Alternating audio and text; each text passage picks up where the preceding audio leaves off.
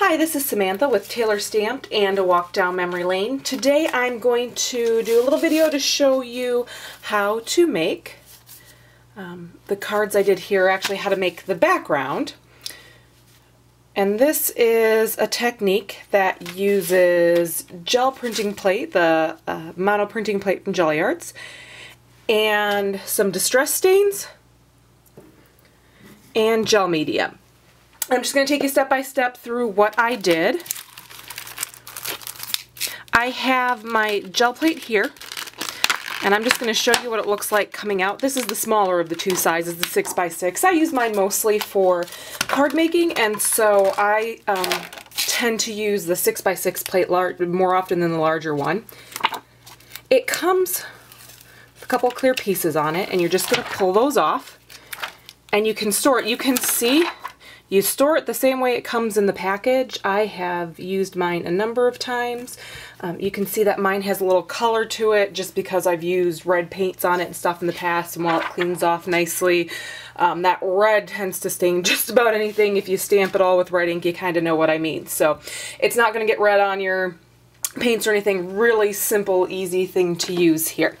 Now, instead of using paint like you normally would with this, I'm going to start out with a gel medium instead. And for those of you who aren't big into mixed media and things like that, which believe it or not, I'm not, but I love this gel printing plate.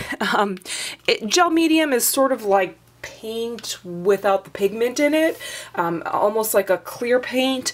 That's not completely accurate, but for those of you who aren't big into mixed media, that's the best description I can give you. Now, I've done this a few times, and I found what works best is if you're pretty generous with the gel medium. I'll go here, you can kind of see, you can wipe it on fairly light, and you can see that it's kind of clear. It gets a little bit more opaque if you're a little more heavy-handed with it. Be a little more heavy-handed with it for your card making, or for this technique, I should say. It just works out better, I've found. And then once you have this on, if you're going to use the entire plate, if you're going to use a stencil that takes up your whole plate, make sure you get all the way to the edges. For example, I've used this stencil before, and that's the one I used for this card. And I made sure that I got all the way to the edges for it. Today I'm going to use a different stencil, this one, and it's meant for card making, so it's a smaller stencil than you would have if you were doing this for something larger. So you can see my stencil here is a little bit smaller. I used it on these other cards here. And all I'm going to do is place my stencil face down like this. Okay, so now that you've got that on there, you're going to place your pattern paper. This is the side I want to use, so it's the side I'm placing down. I found that this technique looks really cool with pattern paper, with like a dictionary sheet.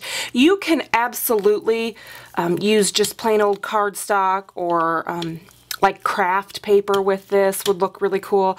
I just really like the look of this sort of book printed paper on it. You can see I'm using a brayer because I really want that to transfer over. You can push just with your hands. I found that I just have a little bit more success with the brayer. Then I'm going to peel off, and you can see that some of that has transferred. Now you can see on the edges I have a whole bunch. That's okay. I'm going to trim that off because I'm using it for a card. The center area where my stencil was is what I'm concerned about. Now you can peel your stencil off.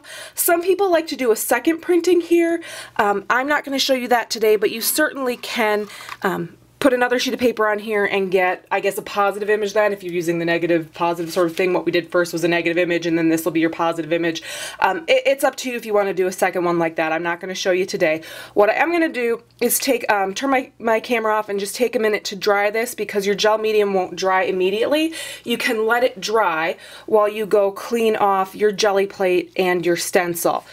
For cleaning off your jelly plate, Antibacterial wipes work really well. You can actually use alcohol on this, especially if you talk too long like I do and it starts to dry along your edges and it doesn't come off with just water. You can certainly use an alcohol wipe. I also like to use just plain unscented baby wipes as well if you've got those around. But if you do end up getting a little buildup on there, just take an alcohol, like a hand sanitizer wipe to it, and it'll take it off without damaging your plate as well. And I will be back in a moment to show you our next step.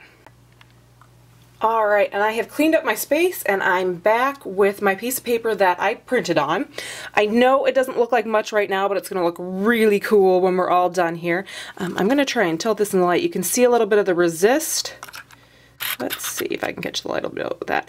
You can see the resist a little bit on there of the gel medium that we just put on there.